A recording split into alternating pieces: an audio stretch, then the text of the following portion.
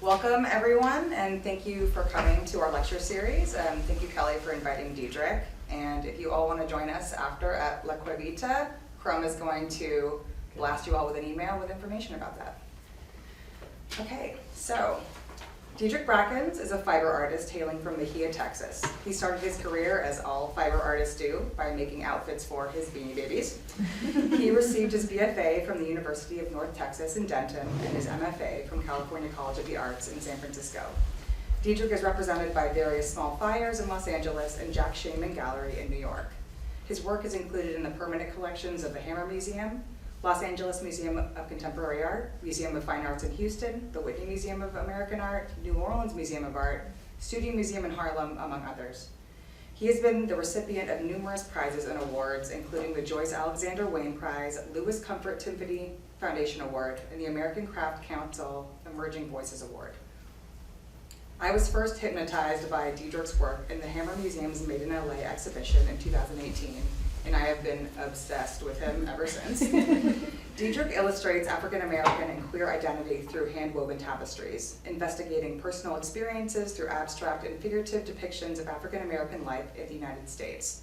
Using cotton as his primary material, Diedrick acknowledges the brutal history of migration and labor that formed our country and the people in it.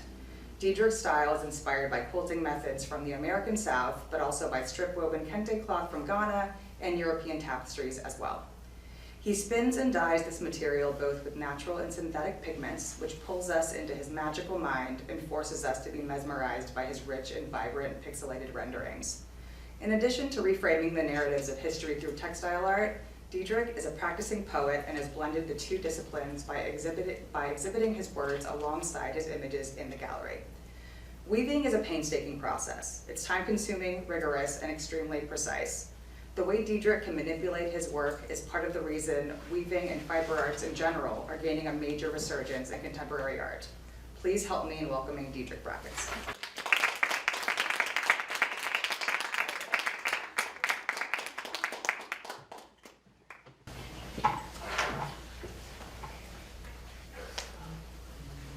Thank you for that. That was beautiful.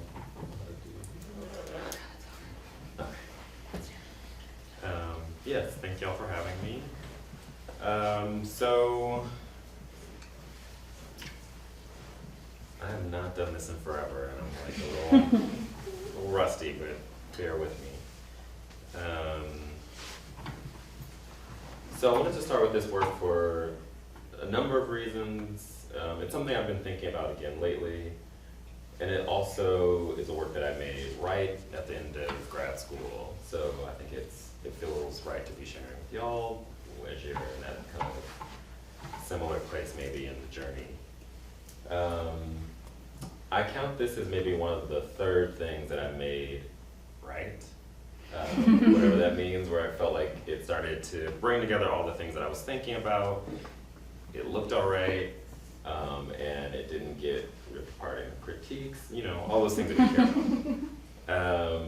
But in terms of, I think where I started, I was really thinking about merging together all of these different textile traditions to start to get them to speak a new language. So what you see here is a mixture of tapestry techniques, strip weaving techniques, and some nods to the American South and its quilting traditions. And I think in that moment in grad school, I had had several visits in the studio where visiting artists or my professor, a mentor would come in, and they were sort of like, it's like you're black, you're queer, and you're weaving. Like, how do all of these things come together? Like, how did you find your way to a loom? And so the word that would come afterwards would be like, oh, you're such a unicorn that like all of these identities are like mashed up into one little body. And I was really curious about like what that meant in this literal sort of way of starting to think about it for myself was to try to weave a unicorn, to think about it as a self-portrait. And I was curious about the idea that the unicorn is this kind of mythical creature, popularized in tapestry. It was something that captivated sort of a European idea of the sort of new faraway lands of Africa and Asia and India, and this was also the land where these creatures were being sort of sighted. And so I was really curious to use techniques of the regions where these folks would have been sort of running into them to start to tease apart these ideas. Big jump forward in time. But I think before I started weaving figuration, I was really interested in abstraction and weaving things that were not the human form. And I had a moment in 2017, 2016, right after Moonlight came out, where I really started to think about what maybe my peers were doing outside of the contemporary art world, thinking about film and television. There's really this renaissance of seeing Black people tell Black stories. And so there were all of these movies and TV shows, Black Panther, Moonlight, oh God, Cookie Lion is in Empire. And so there were like all these stories that were like, Black people were superheroes, they were villains, they were everyday, they were complicated. And so I really found that time as like, I really want to return to thinking about the figure, the form, celebrating these bodies at rest, doing these very kind of everyday, banal things like taking a bath or like standing in repose, like having these moments of just figures being basic, doing regular, like easy things. And I still was in this moment of trying to grapple with how the traditions of weaving and textiles figured in the work alongside these bodies, that the textiles needed to still be cloth and celebrate their stringiness, for a lack of a better word. So in 2018, I was invited to be a part of Made in LA at the Hammer Museum, and I did this. But I think I had started returning to figures right before this, and those last two works, and I, for months, really sat around and was like, I don't know what I'm going to make, because I had spent so much time on abstraction and was just starting to do figuration. And I really just decided to tell the stories that I knew. And a lot of that was these investigations around tenderness, thinking about care and comfort, but also wanting to tell these stories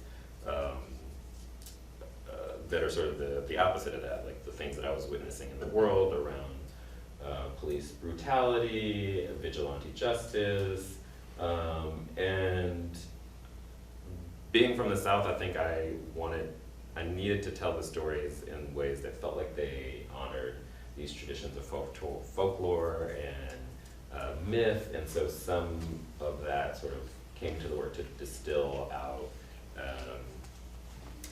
presenting violence directly instead of showing a gun or a cop or blood.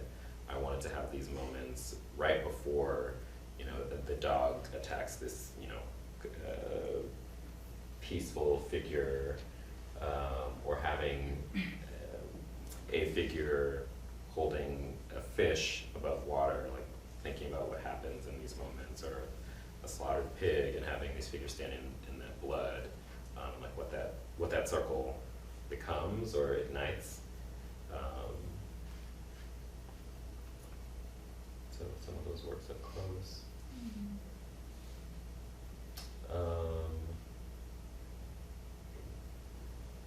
And I think, I don't know if I have one thing I would say in addition is that I'm interested in playing with time in the work. So this exhibition went from, I think, June to September. And so for me, it was like, oh my God, this exhibition is going to be on during Juneteenth, which is the celebration of Black liberation in this country, and specifically in Texas, which is this place that I'm from. So the piece on the plinth is titled Independence Day 2018.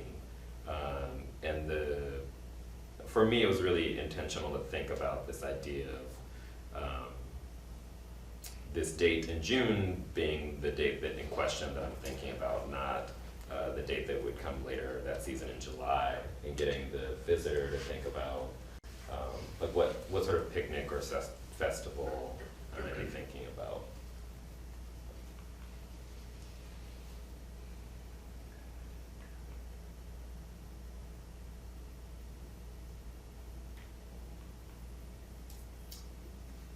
This is a installation shot of an exhibition I did in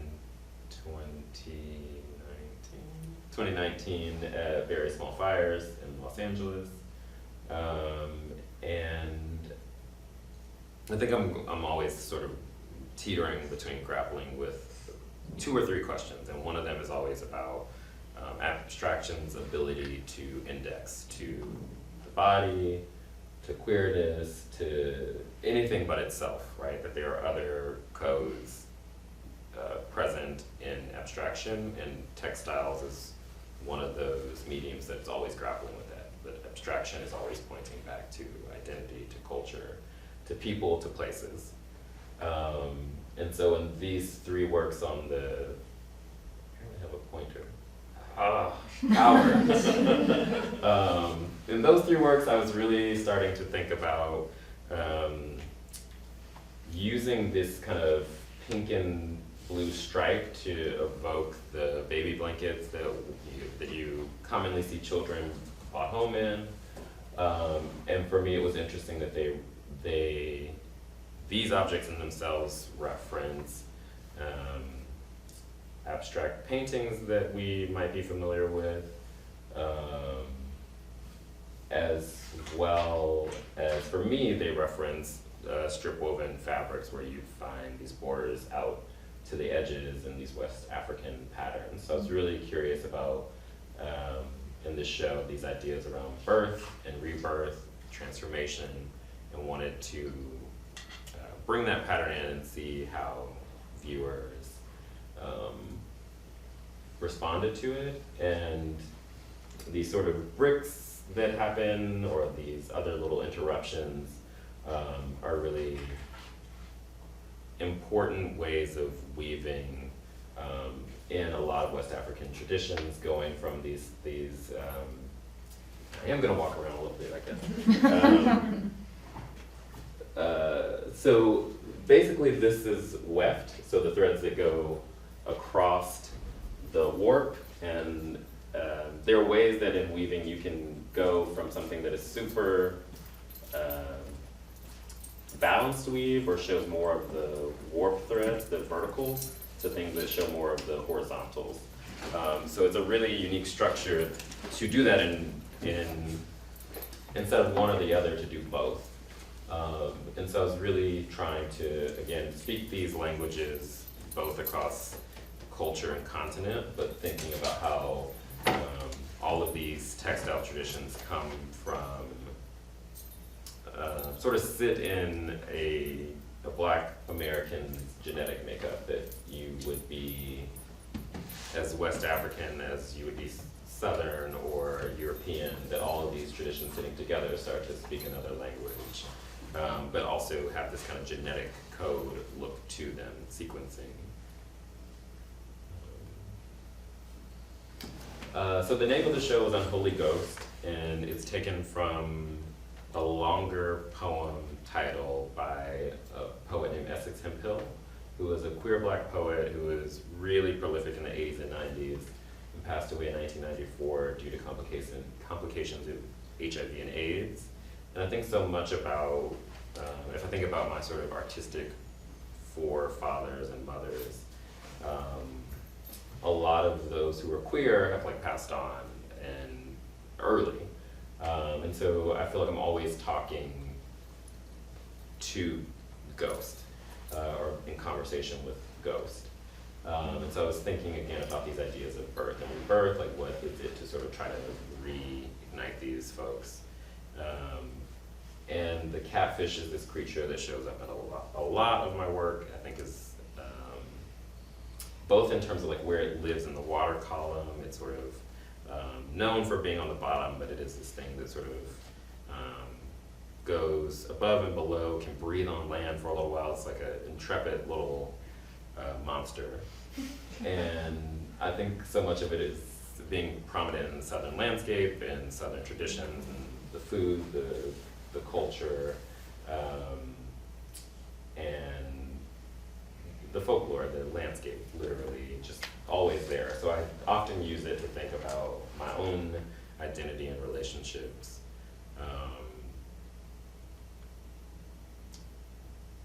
So in most of the weavings in the show, there are these sort of caves or bodies of water to sort of think about this idea of womb. And I think I'm curious about transformation and rebirth, specifically as a queer person, because I think it's so much of what queer people find themselves doing in the world, right? They reinvent themselves, we rename ourselves, we choose our families.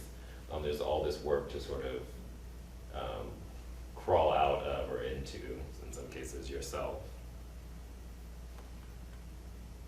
Oh God, that's a glorious photo ever. Install shot of a show I did at the New Museum in New York. Hopefully, okay.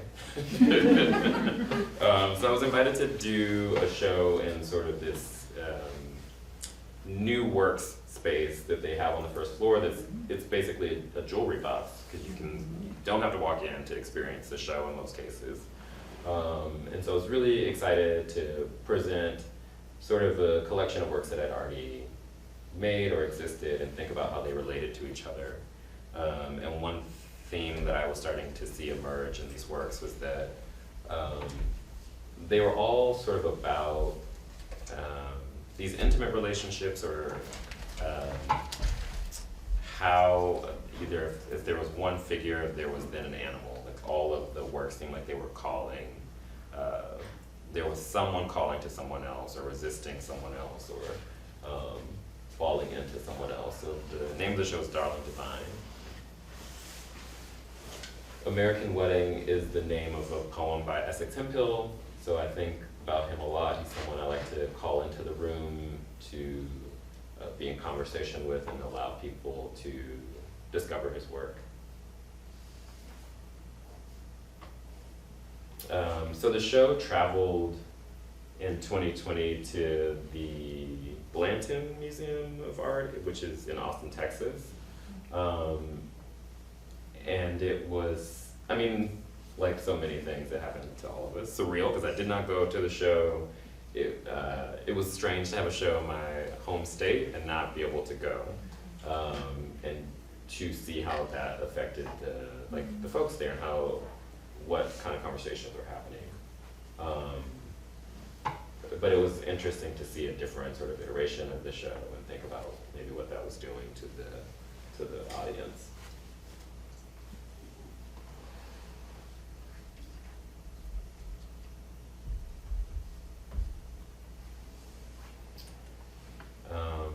And I mean, I think, as I was saying, there's something for me in the South. It is, both the South, but Texas specifically, I think, is one of those places that is like American or Americana embodied with like a little extra juice poured on the top. It's like all of the things we think about ourselves, I think, get amplified in Texas. All the mythos that we create around what it is to be American, I think we sort of like amp up, and even the way we talk about Texas, it's like it's its own country. Everything's bigger. Like there's this idea of like people who move there are like, I wasn't born here, but I got here as fast as I could. And so it's both like sits right on this idea of frontier, but also steeped in a Southern tradition, like a new world. And so I'm always interested about like what kind of mythos gets attached to that, how we think about that landscape, the people there, like what's important to them, and how surrealism or magical realism plays out in an everyday context there. More catfish.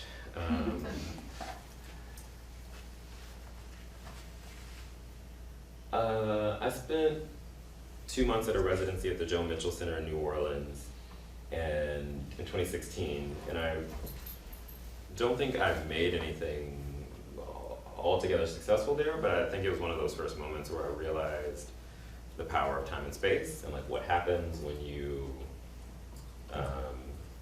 get to dive deep into the studio and your thoughts and spend time just thinking about the work and what the work is and it's going to be. And one of the things that really captivated me in New Orleans was how ever-present water is in the landscape. So on every side, in every direction, there is a large or moving body of water, whether it's the bayou, the river, the lake, the ocean at a little bit of a remove, but it is always there, and it feels, you can sort of feel it as another presence, or even more so than the physical land you stand on. The water is kind of really just there.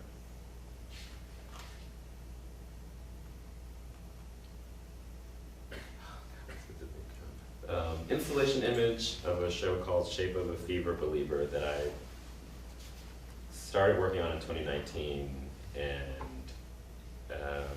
debuted in 2020 at a museum in Oakville, Canada, which is outside of Toronto, called Oakville Galleries. And it's another one of these instances where I made work thinking about a lot of different things, and then it gained new context because of the pandemic.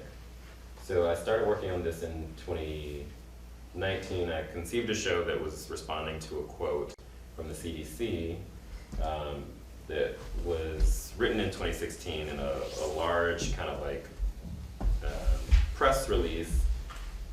And the headline was something to the effect of, let's see if I can do it verbatim.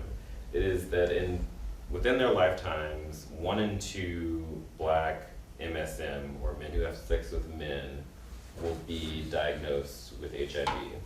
And then it goes on to say that it would be 1 in 4 for Latino men. It is 1 in 6 for the general population and 1 in 11 for white men. And it goes on to like list a lot of other bullet points. It talks about the sorts of things that communities and health providers and the government should do to kind of stem this idea. But I remember reading it and just kind of being like stopped at the headline, to think that 1 in 2 people like myself would be facing this crisis, this thing that we think about, I think in our in the common moment is like, in the past or kind of bookended in the 80s and 90s is still such a force for, these smaller segments of the population. Still to me felt like an apocalypse. And so I was making these works.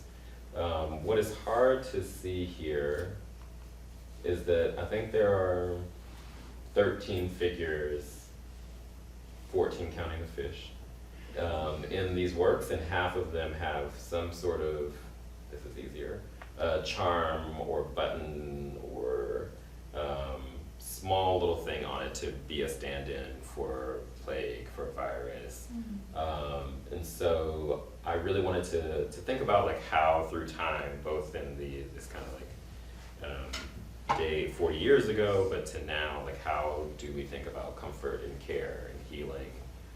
What sorts of things would people have done now and then, and what might we do in the future to think about healing ourselves, taking care of ourselves, comforting ourselves.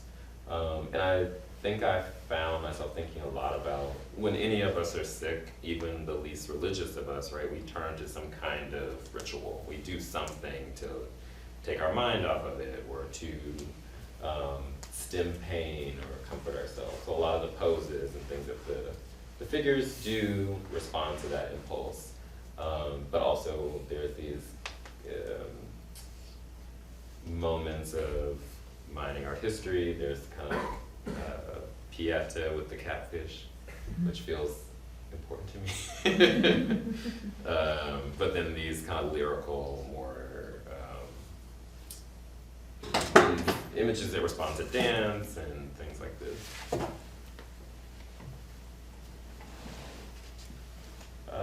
So to spend maybe a little bit more time on the catfish,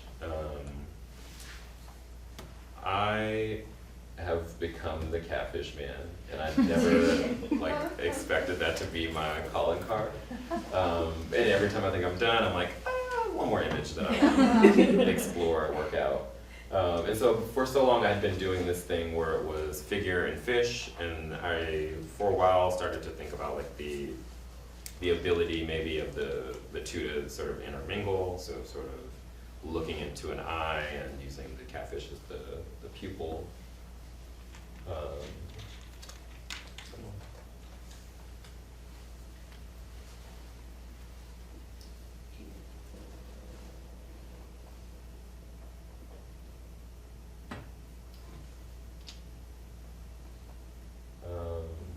And then I was thinking a lot about looking at these slides and thinking about how time, like it proves to me that time is not linear, because I look at some of these things and in the order that they're done, but the order that I've thought about them or gone back to make more work about something I've been thinking about, like these, it doesn't quite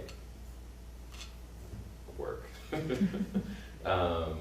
But in the sort of heart of the pandemic, those early days where we're all in our respective homes and bubbles, I really started doing a lot of research on my family tree, the part of Texas that we are from and have been there for 6 or 7 generations in some cases.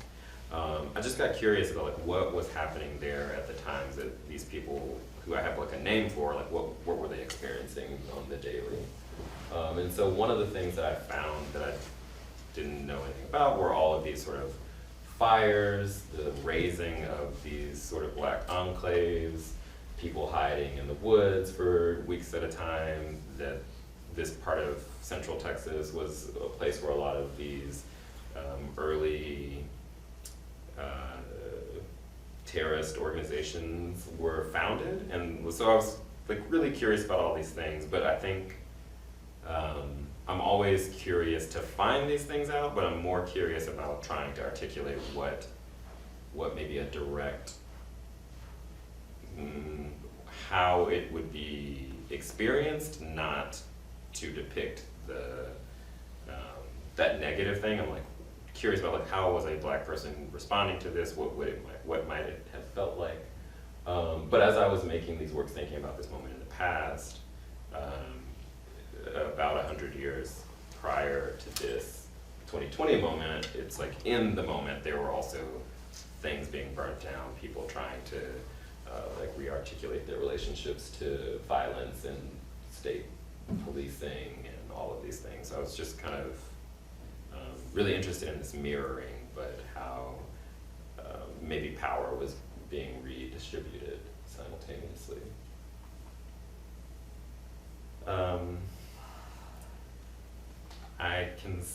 This is maybe the last time I'll say it tonight, but I really love catfish. And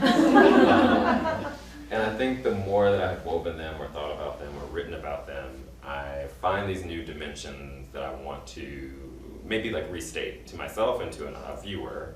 And I think one of the things that I really started to fixate on was that there was maybe an erotic potential that was understated in the work, and to think about what a catfish is, what a queer person can be perceived as, or anyone who sort of falls away from normative ideas, that idea of maybe a scavenger or a bottom feeder, like that there was maybe there's something seductive and erotic that could be teased out of that idea, as much as I can like articulate clearly, I think. And I think by extension, water is this other sort of like fluid, smooth moving force that I was trying to use to think about those things as well. So there were, I think, 9 or 10 works in this exhibition that these 3 works come from. And I basically decided to use one color scheme. I am a sucker for a season, so it was in summer and I was like, well, what are summer colors? So they're all sort of like warm, and I think for me it's like this moment where at sunset what happens to water. Really started thinking about that as a vehicle to think about blood and ancestry and all of these things that could be reversed through these 2 colors, that at one moment one color might signify something different than it is. And dogs show up a lot in the work, I think, for me as a way as a stand-in for violence, state-sanctioned violence, military, police, all of these things. And it feels like a good way to work through that without, again, like re-articulating the like violent act or thing. And they are also ever present in medieval tapestries where they stand in for the hunt. And so for me, it's a nod to maybe a modernization of that.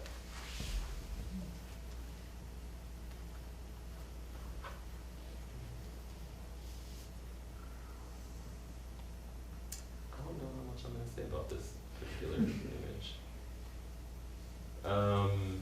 I had a show called Arc of Bulrushes, and I was trying to spend a lot more time thinking specifically about the function and place of quilting in my work. Because it is woven and not quilted, but I think I'm always thinking about some of the tenets of quilting, like improvisation, the ways of repeating pattern or borrowing or working within the constraints of what color of yarn I might have, all these ideas around rhythm, but it feels quite underground that I wanted to tease that back to the surface. And so I started thinking about what are known as the quilt codes. There's this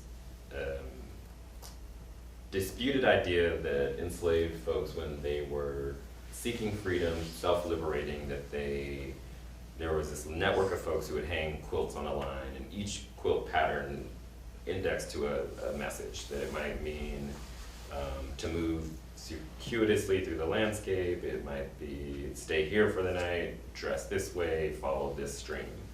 But a lot of scholars and art historians have basically have said that they have not found enough evidence to support this having ever happened. And I think for me, the thing that I'm curious about or interested in is not necessarily whether it happened or not, but that even retroactively we've engineered a myth or an idea that folks who largely would not have been able to read or write were able to articulate themselves through making. That a set of skills that they did possess and have to a level of expertise could be language, could be liberatory, could be radical, and could be secret, it could be encoded. Like that is the language that they were sort of like arbiters of. So to me, it's more about working through this idea of what does it mean to like be empowered, like with whatever means you might have. And so I started to use some of these quilt patterns. This is the North Star, which is a message to follow the North Star. And I really thought about the poses as trying to be in line with both the message and the aesthetics. So having a figure sort of mimic that star, but also be sort of exploding from this box.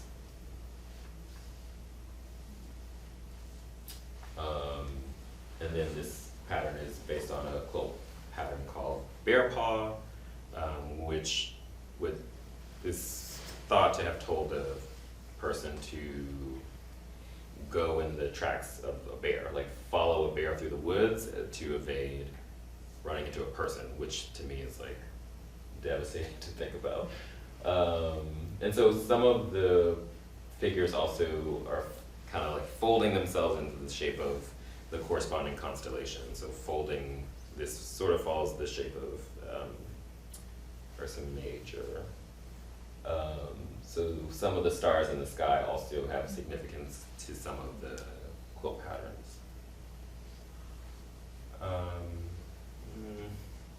Okay, I'm gonna do it. I think I only have a few more. So this pattern is called Drunkard's Path, and it was a direction to sort of zigzag through the landscape to make it harder for like a hound or a person to follow your movements. And in this one, I really got interested in the idea of labyrinths, and I was thinking a lot about the myth of Ariadne, who gives a hero a ball of string to navigate in and out of the labyrinth. And I think so much about weaving is this kind of, the motions of weaving is really this thread that goes back and forth, in and out, up and down. And so the idea that the string, the ball of string in the labyrinth would go in and then eventually back out, really for me feels like a metaphor, the kind of this macro way to think about the art of weaving and what it might be as a means to navigate the world or leave a message or just move. It is a psychic vehicle that does the same thing as this ball of string to me. So I was really thinking a lot about that, in addition to 60 other things that I've talked about.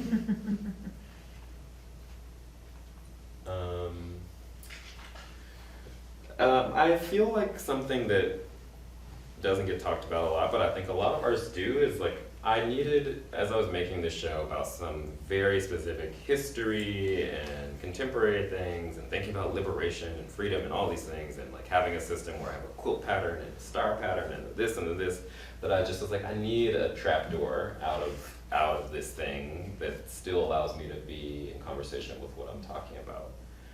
So as much as I was thinking about, I think essentially it was, how do we navigate the world? What tools do we carry that help us get from point A to point B? If I had to winnow down that show. And one of those things is stars. And so I was like, I just want to like make my astrological sign. Like, this is another way that, at least interiorly, we navigate the world. You know, you read a horoscope, you think about your sign versus that new person you're all excited about, or your mom and why you can't get along. And it's just like, it also helps us navigate ourselves. So I wove that little goat. And I think for me it was a way to like give the show more breadth than what I had sort of set out, and it didn't have to be as, not as serious, but it didn't have to take itself so serious on the terms that it set out.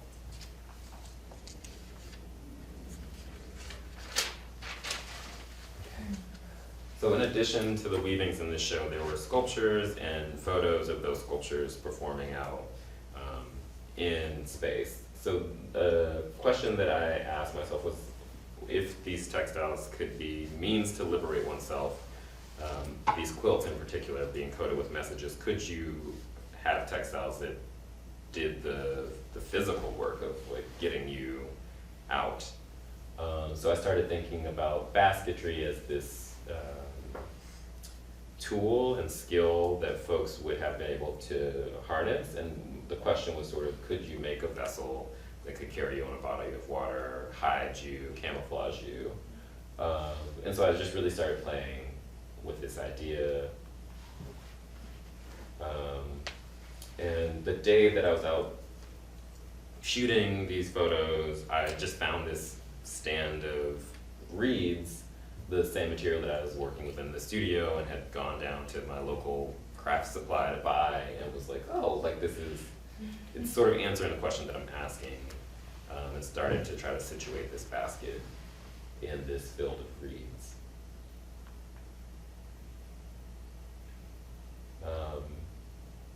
It held water out for some time. And so for me, it was more exciting that the idea was sound, or like that the possibility that one could do something like this, that craft could be a literal means to navigate the world, move through bondage, violence, climate change. Like that it was something to think about in any time, and for a set of situations that weren't specific to the past.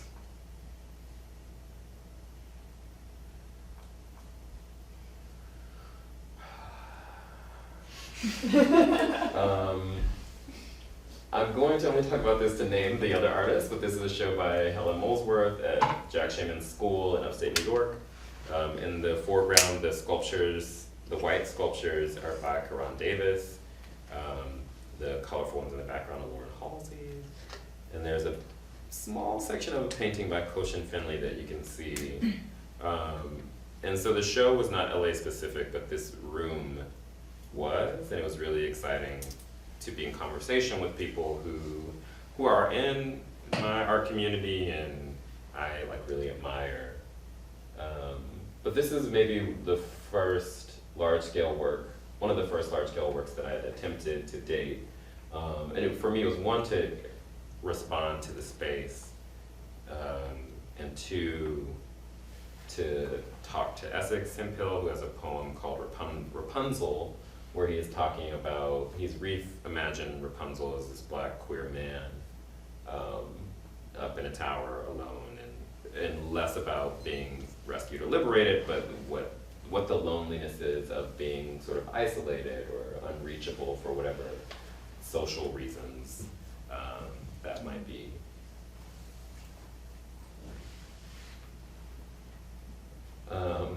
Does anybody remember the Crate Challenge? Yeah. I got so many good laughs out of that.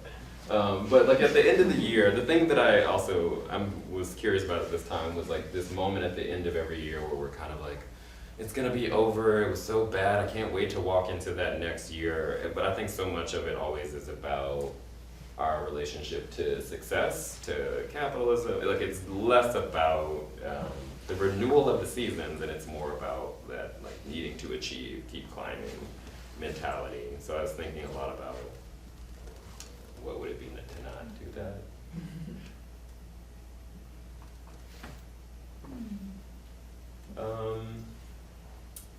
I made a show, I don't know the name of, Rhyming Positions.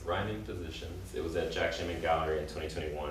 And I really just went into the studio to play. I didn't want to prioritize a narrative or needing the work to talk about anything. I just wanted to go back to this moment that I think a lot of the early figurative work was doing, where it was just figures in conversation with themselves, figures responding to a natural environment, and I just wanted to make art, and I feel like everyone here is for art's sake, which is not what I want to say, but I felt like everything important to me would show up. Like I didn't have to force it by driving it with a narrative or a response to something historical.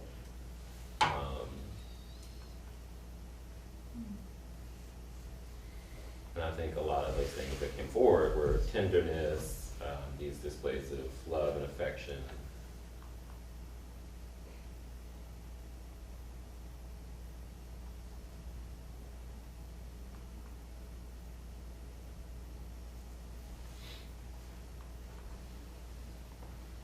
I love a tub.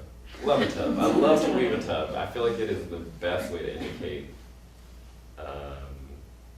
leisure, loved, especially when there was more than one figure involved.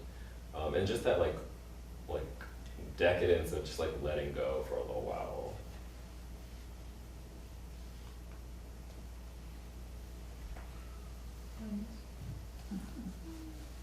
What are the bunnies for you? That's New nice.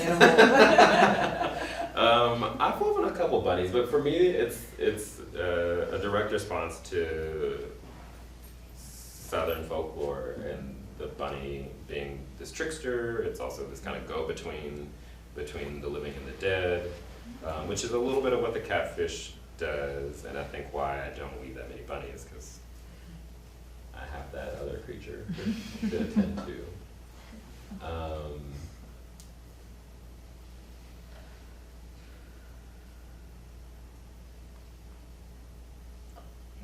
My girls. They are girls. In this case, I think maybe.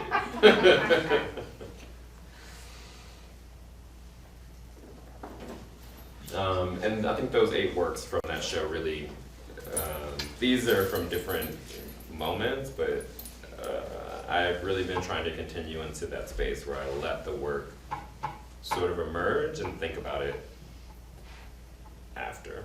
And not entirely, but being less chained to knowing where I'm going before I make it.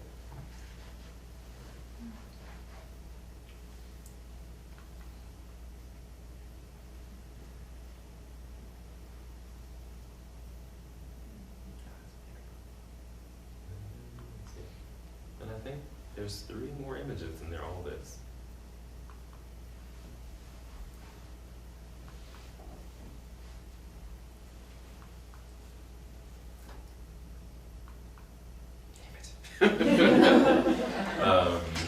These are the last ones, I promise. And so I had a show at various small fires in Seoul in September, and I made work where I started to think about the use of black for the figures, and the thing that they conjure up really is shadows, right? So this idea of the silhouette and the shadow, and I wanted to play around with them to think about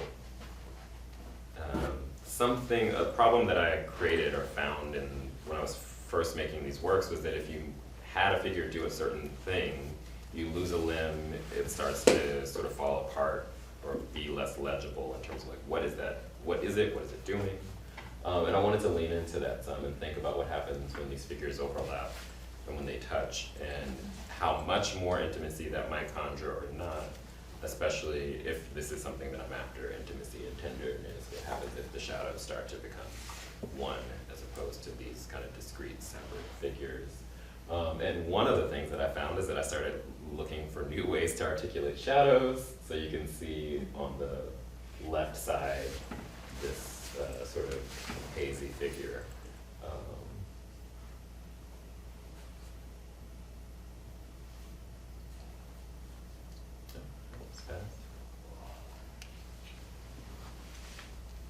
And Warmth of Other Suns is the name of a book by a woman named Isabella Wilkerson, which thinks through the migration of Black Americans from the South into the interior of the country, but also the East, the North, the West. And it's really a lot of interviews and folks telling the story of their families and how they left the South to seek freedom, empowerment, to be away from daily threats of violence and all of these other, to look for opportunities for jobs, et cetera, et cetera. So thinking about this idea of these communities sort of like leaving that sort of first place to create different lives.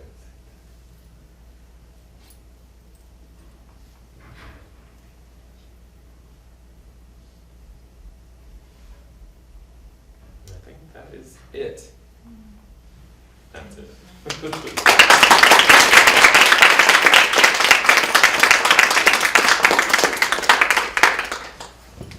Where in Central Texas are you from? My family is from Mexia, Texas, and our claim to fame is Anna Nicole Smith. Her and me.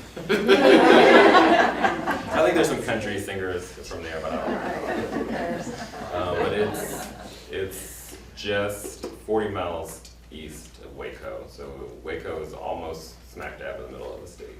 Yeah.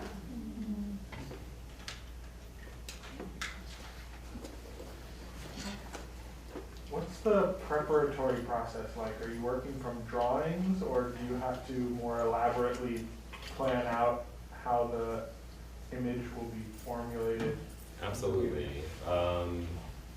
It's a mishmash of drawings, photos of myself. So most of the figures, not all, but 85%, I don't know, come from photos of myself that I like photoshopped or drawn from,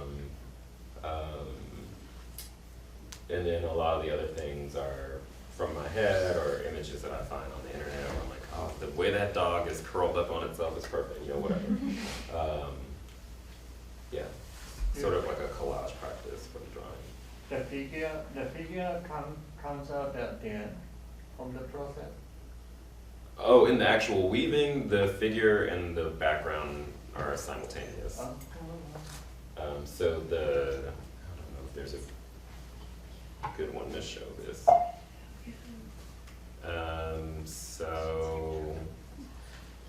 This is a good one. So anywhere where there's purple, it's white on the back, and vice versa. So it's a double woven thing. So there's two layers at the same time, but where the black is, you could think of as embroidery, but it is done on the loom, so it sits right on top. I noticed that you work with the same size panels as, I don't know much about weaving, but I'm assuming that's the weave. Yeah, so And they look like kilims, you know, in a way that they connect, like the kilims, you know. I don't know if that's an influence or why you do that particular size. I weave into size. The loom is about this wide, so I'm adding things to it. So this is roughly 8 by 8. That's about as wide as the loom is, and they make wider looms so I could weave in one panel, but it becomes, I guess the loom is about this wide, so I can really like engage with it all, whereas the wider the loom gets, you literally scoot across like you're like a typewriter, and then you gotta like go back and do it again. So that's your body. Yeah, so you really feel like full body as you're working, and for me I can always add another panel if I want to make It's it beautiful. larger. Because it also requires that you plan, you know, what's going to be each panel, so. Absolutely. But it seems like there's a fair amount of improvisation as well. For example, like, I'm very curious about your decision-making process for the tassels. Like, what has the tassels hanging versus when do they get snipped? Absolutely. It's a couple things. Two of those things. One is process. So anytime you see knots like this in particular, that's just where you tie it onto the front. So anytime where there's knots, that means I cut it. So it starts as one long continuous panel, and cut at the top, tie it back on the second side, and then at the end there are no knots because that's just where you cut it off. I don't know if anyone has like a fibers background. Oh my god! You spend a lot of time in like in at least traditional fibers study talking about process, talking about finishing. A lot of critiques when I was in school would be like, you know, you come in, you made the thing, and people would be like, you know, I think in art school we're ideas people. Like we talk about why we made what we made, but in I think traditional craft education, it is how well did you make what you made. So even if there were ideas, people would be like, well, let me just look on the inside. Like, what are your seams like? Or like, well, good job. And so we spent a lot of time in weaving class and critiques talking about how people finished the piece. Specifically that moment I'm talking about. So it's like, well, you could have, what would be better if you hemmed it? It would be better if you did this. You could braid it, you could do this, and I just am like, no. And so for me, a lot of it is like responding to the internal pressures of the craft. And I think weavers in particular, but textile folks in general, have not pushed the medium as far as we think about painting or sculpture or ceramics or photo, even like the kinds of inventive ways people have asked the medium like how far it can go. I think we still have so much further to go as like fiber practitioners. And like this is so basic, but a lot of weavers are like, ooh, like it stresses them out to think about or look at this. And for me, I'm like, it's not gonna fall apart. It like we'll hold together. And for me, it has become sort of an unintentional like mark of my work. Like that there's this moment of irregularity. Usually, not always. I keep adding. Usually they're in the center because it's like weave two, cut it off, tie it back on, and that's a lot to make sure everything is lining up or close to lining up. But in some cases, this is not hard and fast, and I think for me that's like I like seeing that rhythm. I'm curious about like what legibility is lost if I start to get a little irreverent. Usually none, and I think that's kind of what I'm curious about. Like what happens if we start to push the medium and ask it to do things that aren't about tradition. And I think I respond to tradition plenty, that there should be room for innovation. What about the elements that like come off the sort of like the roses, like that. Or there's the chair texture. rabbits, some of the like triangle shapes and the like, yep, that chair. Things that come off. Yeah, you see how it's The breaking. top of the chair is above the. I feel the impulse now to explore that a lot more. Like I think usually I'm just like the way that I typically think about breaking the frame. Like in a lot of the early ones, I needed every limb and everything to be inside, and now like that's not even the way to make a good image. Like why am I constraining myself to that? So for instance, like I in the past was like feet out of the frame. Like what am I doing? But I'm trying to find a better way to respond to that. I think I realize that on some levels it starts to make them pictures and not weavings, and I think I'm becoming more interested in that as a possibility. Whereas like I think in the case of the one you were referring to, like I think I start to think about contemporary art again, right? So I'm like, oh, it's suddenly a sculpture, it's not a painting anymore. It doesn't make reference to these expectations of a piece of cloth. And I think I'm trying to break away from having to always respond to these as weavings and follow that trajectory. And it's just fun to think, like, what will that simple move mean for my work in 20 years? Like, will I look back at this and be like, that's why I don't make anything square now?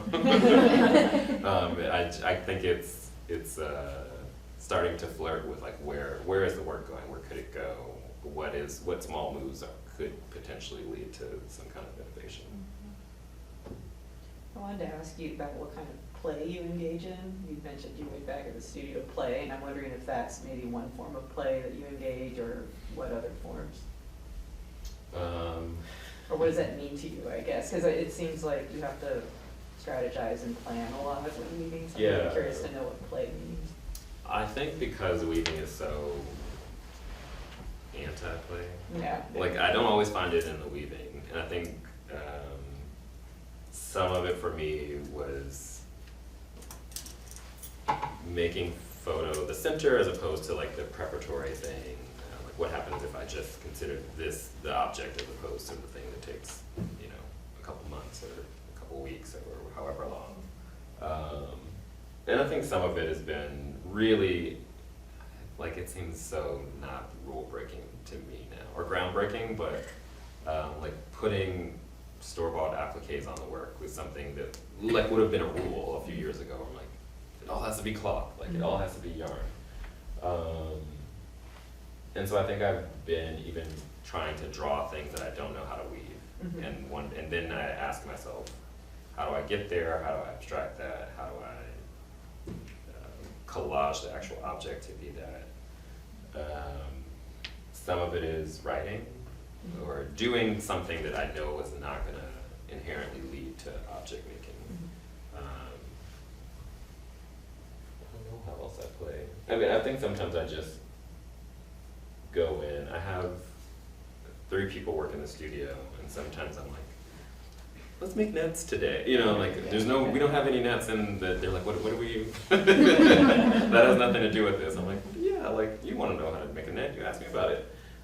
So sometimes it is just not trying to like finish the work with a deadline, or it's like I made a model of a church I wanted to buy once as like my talisman to buy it. I didn't get it, so it didn't work. But like I spent 2 days in the studio like cutting wood and sawdust and glue and paint. And I think I try to be conscious of the fact that like work leads to work, but also it doesn't. And like that there's some like requirement for rest or like diversion that I should be okay with. I think that's how I play.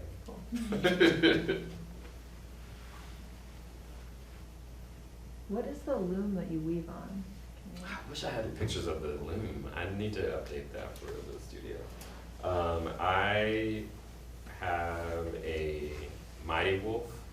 This is like boring to some people. Mighty Wolf shack loom. I have a floor loom shack that's like 36-inch weaving width.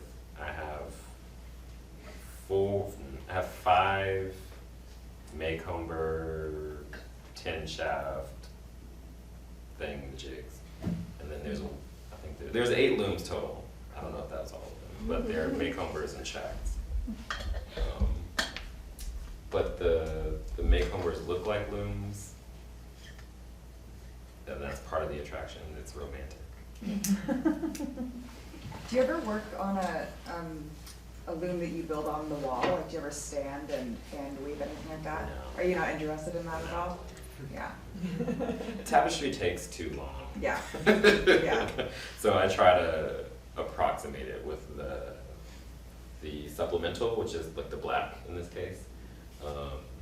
Right. Yeah. It takes too long, and I'm just I have an aversion to wool because I feel like everyone who I know who works in wool ends up with moth infestations, critters eating or living in their work. And cotton is less susceptible to that, and I'm like into acknowledging the histories of the material.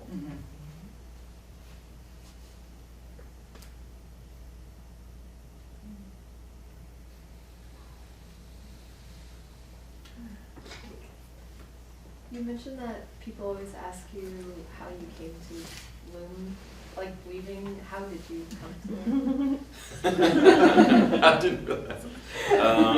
I started weaving, I think, a little bit by accident. So I mean, I was always making stuff with string and fabric, and I mean, in the way that I think a lot of people don't think of making art as a career. Like, there was no one who ever was like, string, you can like make things. It wasn't like fashion, right? And so I went to undergrad to study art. I was in like a foundations sculpture class, and the professor would just like walk in, give us a prompt, and like send us to make the thing however we wanted to, whatever materials. And so I was making almost all of my sculptures with string or fabric, and just like intuitively coupling these things. And she was like, oh, you're a fiber major. And I was like, I don't know what that is. And she's like, take a weaving class. And I was like, okay. And it was the spring semester of my freshman year of undergrad, and I signed up for a summer weaving class. It was the only class they were offering in fiber, partly because I did not want to go home to my parents, And I was like, oh, I can like stay at school, that's amazing, and I'm a teacher's pet, so of course I'm gonna take the class. Someone told me to take. And I went to find the class the day before, because the fiber building was not in the art department, it was like across campus, and I'd never heard of it, so I was like wandering around, found this classroom the day before, like I said, because I'm a teacher's pet. And was like looking in the window at these machines and was like, I don't even know what this is, but I'm like so excited. Overslept the next day. But like every day for like 10 weeks, we just like sat in this room for, I think it was like a 4 or 6 hour class, just like weaving. And from the first day, I was like, I want to do this. And I just kept signing up for the classes, to the point where my professor was like, you have to declare the major, like take another class. And I was like so in it that I was like, of course I would major. I didn't know there was like another step. But I just like, I think it was falling in love with the process was the thing that hooked me, and like the thing that I stayed for was like trying to develop the skill and just building on like all the things that I was learning and thinking about. So I really think like just love a process before any content was ever like applied was why I was there. But this would have been 15 years ago? I don't know how many years ago. But from that moment to now, like weaving has been the center of like all of my like, questions, investigations, inspirations, and trying to shoehorn my life and all these other things I'm interested in into it. Since you discovered weaving, I'm curious about the sort of the history of the back and forth relationship between abstraction versus figurative. I think a big part of it is that the loom, if I can say the loom wants something, I think the loom is acting on me as much as I'm acting on it. But the loom wants to weave like squares, stripes, like any kind of rectilinear form.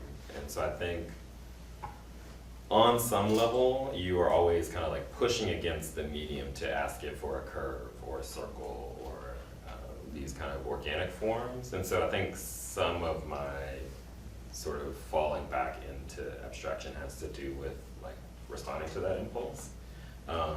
And asking myself how much of the kind of content pieces that I've been historically interested in can I convey with the least. And I think sometimes that comes forward in my mind where I'm like, I have the answer on how to do that. I wish I'd shown more of those things. But I've also so fallen into this kind of like magical realist world that I'm like, I don't want to leave that behind just for the sake of one for the other. But I think one thing that happens often is through the course of making a show or a set of pieces about one thing, whatever yarn is left over, I have to, as a rule maybe, but as an impulse, I need to rehab those things into another piece. So often I have enough material. If I make 10 works, there's always enough material to make another work that's probably 6 to 8 feet around. So I try to conceive something abstract that gestures back into the content of that work. And that's maybe one of those other kind of quilters impulses where you take those odds and ends and try to smash it into something.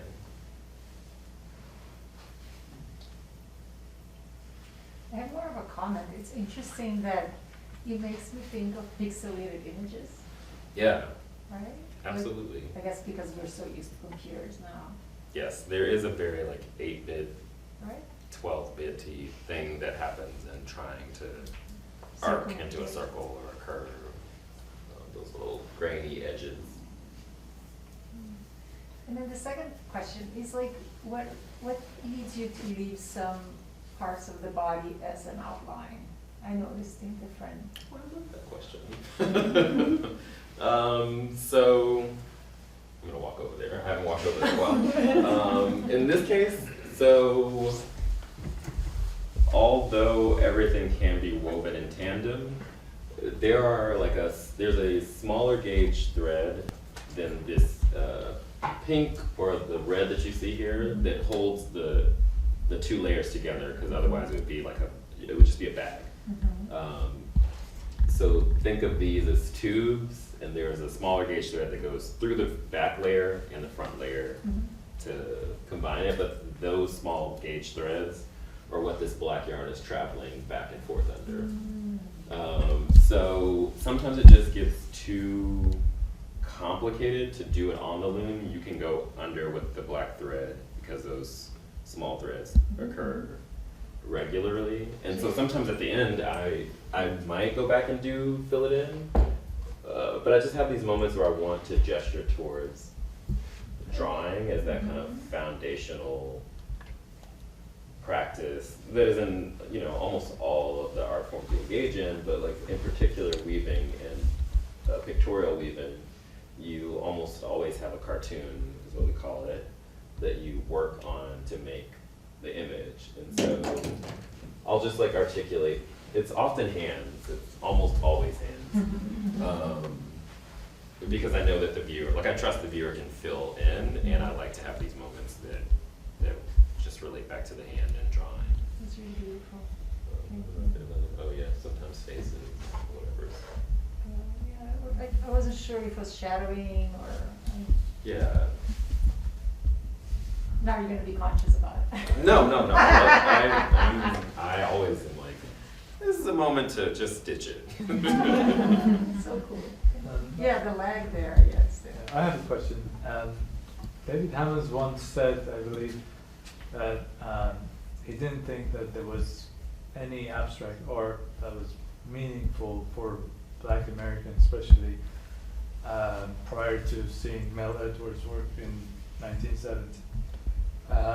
So I wonder, in that context, first of all, do you agree with that? And given that context, how do you engage with that? Sure. The big guns, David Hammons, okay. I think I like this question a lot. Thank you. There is, okay, I'm gonna first respond with another late great Black arts practitioner, a poet. Lucille Clifton basically says, anytime a Black person writes about a tree, no matter what the subject matter is, it's about hanging, right? So like you can't separate a tree and a Black person from these ideas of, or like in the popular consciousness, you can't separate these two images from one another. And I guess my long way around, and especially thinking about David Hammons talking about Melvin Edwards, like this person who was working in metal and steel, like I'm sure there's some conversation to be had around bondage and liberation, this kind of like breaking of chains. I think it lives in its time, this quote, but I also think about someone like Sangha Ngugi, who was working in abstraction, and she famously, I guess in terms of famous in our context, says that she stopped making some of her like most beautiful lyrical work because at the time people who were in this kind of like movement of the Black arts movement or like Black liberation wanted works that were like direct, like work that on its surface said, this is how we feel about the times that we're living in. And I think the problem with that is like, if we are living in the time and we're making a thing, it will comment on the time, right? And the people that David Hammons was disenfranchising, who were working in abstraction, were women, were Black women, people who were already sort of like being pushed out of like art conversations, right? So like, where is the home for people to like make work that responds to their conditions, their impulses, their identities, that does not on the face do that, right? I don't know. I think living in this moment, it was his mode of disenfranchising artists that he didn't care for or didn't want to see as like having something to say. And I really believe in the power of abstraction, harnessed by all kinds of folks and identities as being able to speak directly back to those things, right? So if he's saying Melvin Edwards could do it, clearly other people could do it. That just sounds like a bias of his to me. Yeah, I could go on. But I do believe, I like that question, and I think a lot of people working abstraction ask that question of themselves.